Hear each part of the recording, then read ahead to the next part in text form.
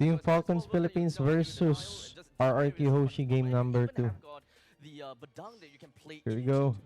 I think they still do actually go Kufra for the role. Because if they go against Jawhead, Ruby's gonna be actually really good. I agree. I think for Team Falcons, they have a good way to go for the Kufra again. They can obviously just, you know, put it in as the last pick. Yeah. They still have the Badang that technically can be flexed here for Team Falcons, even though we are very vocal about not liking the Badang in Rome. Jawhead. Alright, so Jawhead Rome. There you go. We confirm it here. Yeah. It's an XP Badang that technically is 100% in XP. I would say It should be. definitely XP. It's up there. It's a no, very good win XP. rate in XP. Yeah, very good on it. I wouldn't say undefeated. Oh no, it's not Wait, undefeated. but if the so Hilda going in EXP, right? Especially since Hilda love to be going around alone and trying to travel around. I would say that Jawhead does have the capabilities to keep up with a Hilda and deal respectable damage when it comes down to smart missiles too. Yeah, 100%. You can melt them down. Physical defense shred. You already have a Suyo here too. I guess it's only the Suyo though that can really, you know, capitalize on that, right? You have a Harith that really can capitalize on the physical defense shred. For Falcons, I am still a fan of the Novaria pick. Especially now with the take RRQ Hoshi, they're gonna look for angles of attack like flanks, and Novaria should be able to stop those kind of flanks. You need the vision provided. I think it'll be, if they lean too hard on the typical mid laner, it might come back to bite them. I think it works really well too with the Jawhead. Yeah. Enhanced hitboxes, Jawhead ejector. Yeah. Kind of like a pick of poison kind of situation. Go for the good old Aurora. Yeah. Okay. Playing for Ariel. Yeah, I mean, one of the two options we considered, I think they're They're also both looking good. at it that... Different playstyle. Yeah. I mean, Aurora Jawhead was a tried and Yes. tested combo for them too. This is the Aurora plus Cho, Jawhead, Kaja, the pick-off, you know, insta one-shot. But also, I think it's just... So now the vision's a problem.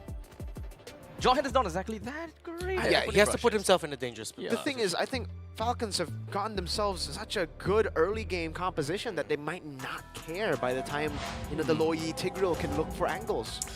Well, we will find out how that game is gonna work out, or rather this game is gonna work out, as we are preparing ourselves to go into game number 2, whereas it is already match point in favor for Team Falcons. Well, RRQ Hoshi kind of climbed himself out of the well after that game number 1. To be fair, I think that there's a possibility here.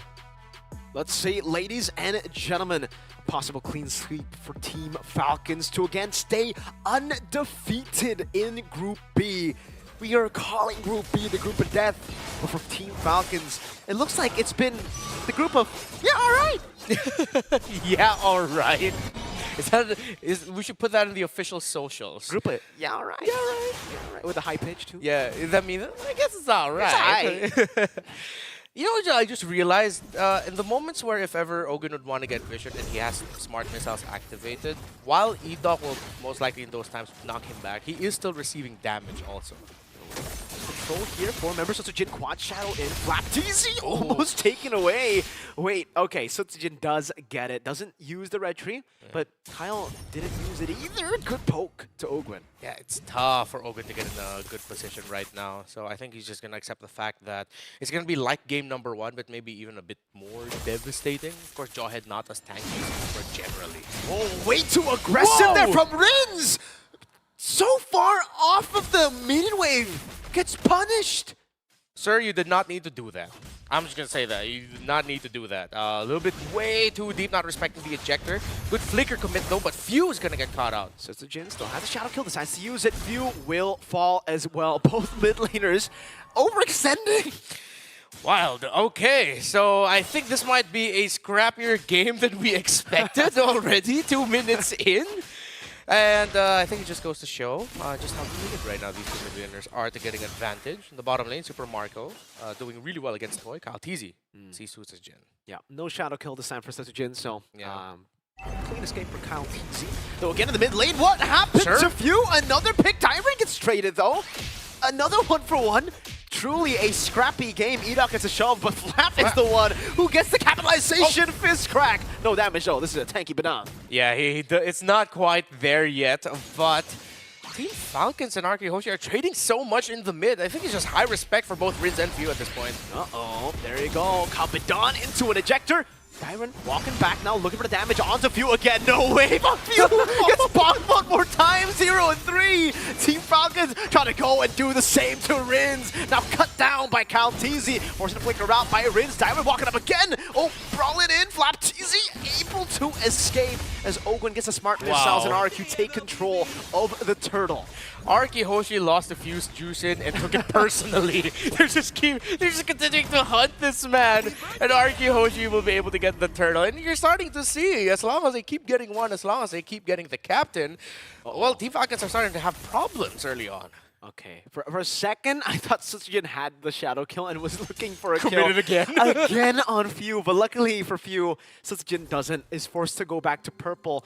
And so far, RRQ have been making it brawly. They have not played into Team Falcons' discipline, play style, and you know, that setup. They've hit Falcons before the setup even starts. And you gotta appreciate the team for doing that. Despite how they lost in game number 1, they're still willing to tango and even dance better than Falcons. Good pick. Oh, idok! Tough boots, I believe. Yes, to escape from the CC. Gets out with the flicker. And Team Falcons used quite a bit there. Yeah, it seems like idok's been drinking the same water as dyrennn. Oh, diversion. Kyle? They're way too far. Unless? No. No, owgwen's there. Okay. They're safe. idok, though, is 1 HP. Now, that one is a bit questionable. idok, despite living just earlier, miraculously, decides to go for a gamble and is punished. He was pissed. He committed a flicker just to get that kill. I got you now. He didn't need to, but owgwen and pheww both flickered their own toy. Oh, this is gonna be tough. Oh, unstoppable force. Could escape from toyy with the SOD. Now, owgwen popping the ejector, so it's walking up. Dispersion rotation. So it's shadow kill. Good assassination on to owgwen. Yeah, and good reposition by with the Spirit of Destruction. I mean, I think owgwen wanted to avoid that, but then he also didn't expect that there'd be another dash. There's always that small window when you get hit by the unstoppable force that you can dash out, do something, so that you don't get tossed back by the ejector. And toyy was able to hit the dash right in time, the blink. Equal game, 4 minutes in, 4 kills to Falcons, 4 kills to RRQ HOSHI. Getting onto turtle number 2, a lane swap for RRQ HOSHI. Diversion to get an angle. Sutsujin and rinz hunting for Kyle. kyletzy not in the spot around the turtle. Right now, Team Falcons is holding it. But I wonder if they're sensing that something's off with the positioning, that they're not getting enough info in the map despite where they are. Let's see if they can read it. rinz shows himself mid. Oh, pheww losing his entire HP bar. SOD in the mid lane. rinz getting the kill onto pheww as flaptzy is forced to flicker back. Kyle Queller, no damage to dyrennn and idok. Super Marco walking up, poking him down. flaptzy walking up again. kyletzy not able to find a stun. There's a on force from Super Marco. Gets the reset. Turtle contested. owgwen ejector already. Marco still jumping, and Kyle wins out the red tree battle with the help of the Soul Sever. Marco gets the kill. rinz caught in the bad spot. No mana for rinz. Gets demolished, obliterated, and Team Falcons get the dub in the fight. War of attrition, and the Filipino team again showing just how good the Filipinos are with dancing around the turtle. But sutsujin danced around Super Marco to take him down. Here comes kyletzy. Let's see if they can get sutsujin down, and they do. Shut down for owgwen, and they balance it very well. Kyle takes the turn aggro for owgwen to escape. This game's making me sweat. There's a lot of things going on around the map. Gotta appreciate it. And there's always a trade somewhere. That was a long gamble at that point by RRQ HOSHI. They tried to find kyletzy. Credits to them, they were in the right area. kyletzy just didn't show himself. Led to the point, though, where Team Falcons were the ones able to get that turtle. Despite a good start by RRQ HOSHI. Diversion again, and they're not going to get anyone. I like how snappy both of these two teams are moving. The awareness, too, man, for Kyle. Both times, he knew something was off up top. He knew something was off down below. It's just the map awareness for Team Falcons that has been keeping them away from what should be good flanks by RRQ, which should be great diversions. So at this point, RRQ HOSHI are back to just farming up, waiting for the next turtle to spawn, and maybe they can try to brawl it out to get the dub in the top. owgwen. Ejector, smart missiles, dyrennn unable to get stunned there by pheww over the wall. Yeah. Was that like right just outside the breath? Yeah, I think so. Okay, so that's why he didn't get stunned there. I was waiting to see him just get frozen up. But for RRQ HOSHI, one thing that they can bank on is if at one point finally their gank or one of their plays goes through, it will be very bad for Team FALCONS. This crack baited out from flaptzy by sutsujin. Good usage of the quad shadow. Idok. Very far flank. Gonna conceal. Looks for a flank all the way to the back. pheww and kyletzy compromising. Oh! Gets an implosion. 2 members down. Sutsujin capitalizes. Kyle gets away with one. Sutsujin didn't get the shadow kill on him. Dyrennn now caught in the fast spot and he's pinned down to the wall. Super Marco makes it even in the trade flap. It's the walking up owgwen. Walking up ejector flicker and the fist cracked down.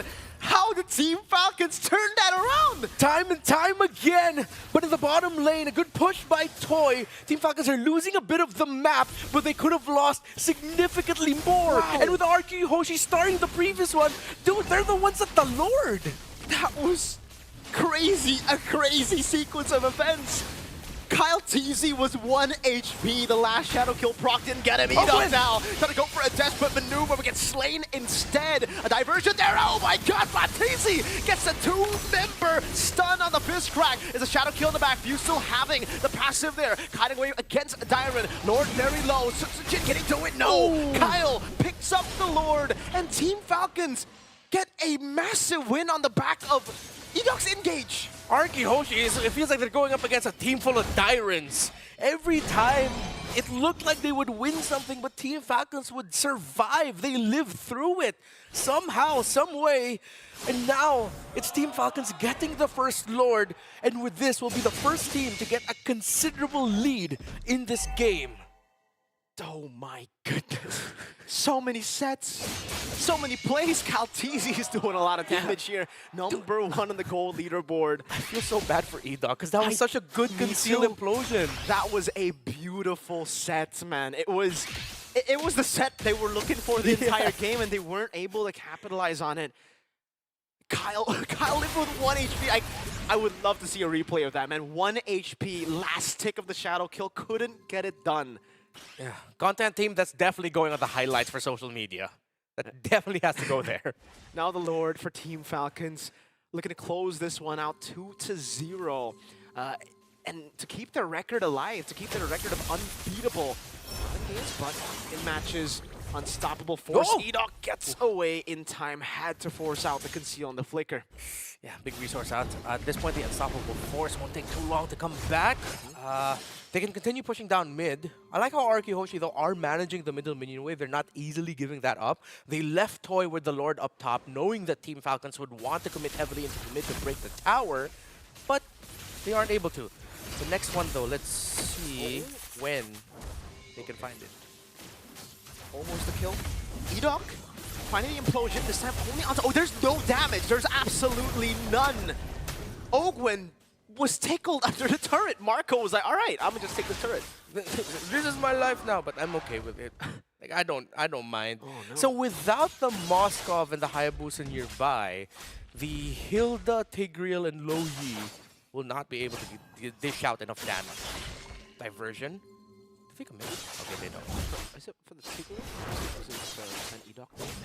He's still waiting. He's making the... what's going on there? Owgwen dives in. Unstoppable Force gets punished for a fist crack from flaptzy to disengage Idok.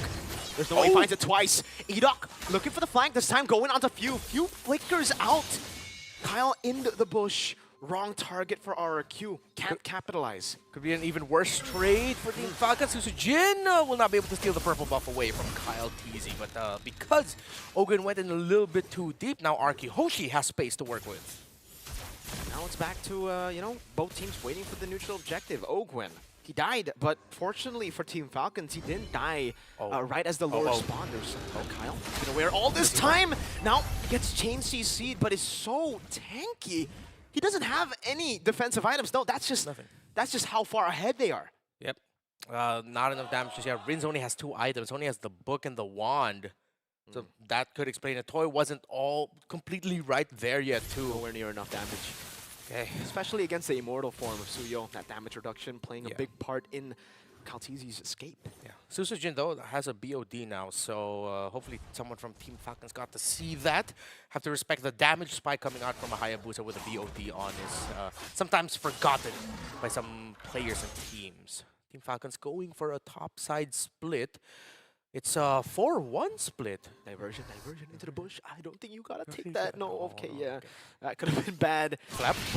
It's the dash. They took it down with all the stacks. Fist crack and gets 3. Oh, pins him down to the wall. But idok will fall. kyletzy goes in for the stun. idok, oh, he gets a 2-man shot. Oh, SOD! No! Mew goes in, gets the damage. Super Marco goes as well. toyy is late to the fight. The SOD did not land. That was the angle to take the winning team fight, but in the end, it becomes 2 for 2. Unfortunate for RRQ HOSHI, but it's a 2-for-2 trade, as you mentioned.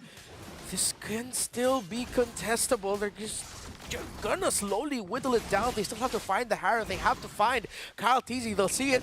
Oh, did Falcons read this? Did Falcons know this? Oh my, we're at the edge for seats right now. That's a bad position if they he say went it's back. a Yeah, bad position. Badang is back up. toyy has to recall, and RQ can't make anything, no capitalization out of that, I would say, winning team fight, despite the fact that it was 2 for 2. They got, you know, the members like Marco low. They could have controlled it, but I don't think it was enough to take the Lord, no. Yeah, if that SOD hit, it would completely be a different story. High chance at this point we'd be seeing RRQ HOSHI pushing with the Lord just now. That was a close battle, so close. Yeah. And again, idok's positioning that implosion coming from the shrub. This guy, man, I'm telling you, he's good at video games. He's gonna be. Yeah, you can't deny that. Simple I way think to that's put a generalization for all of them. For all the pro every players, member on both teams. Diversion hovered over by rinz there. Again, Flap just stacking up on the Thunderbolt. I really wonder how many stacks he has in this game. He's buying so much time. The dude has 2 items and up top. pants. Up top, Okay. toyy able to blink out. Now Yeah. Diversion hovered over. Oh, that's a very good angle. Remembers That's a good commit. Oh, the SOD misses again. They're going to go in for the flanks. Super Marco still able to escape with the help. Oh, that's another implosion from idok. Super Marco able to survive with the Zaman Force. And again, with the SOD whipping, they all just jumped into their demise. Team Falcons had the bird's eye view to the skirmish. dyrennn all alone. 1v5. Flap continuing the chase, forcing to revitalize. And it's sutsujin who is forced to defend only together with dyrennn. Every time, so close yet so far. But now Team Falcons is so close to ending it, winning it right here. But this minion wave is only one. The ejector, he finds it just in time. Sutsujin can't go for the shadow kill. kyletzy has quelled Sutsujin. dyrennn, fist cracked down. The base is wide open, and Team Falcons will make it a 2-0 clean sweep. First clean sweep from Team Falcons, and with the final game being such a convincing manner as well. But how can I say anything? The Team Falcons, they are clean when it comes down to this final game. Yeah, that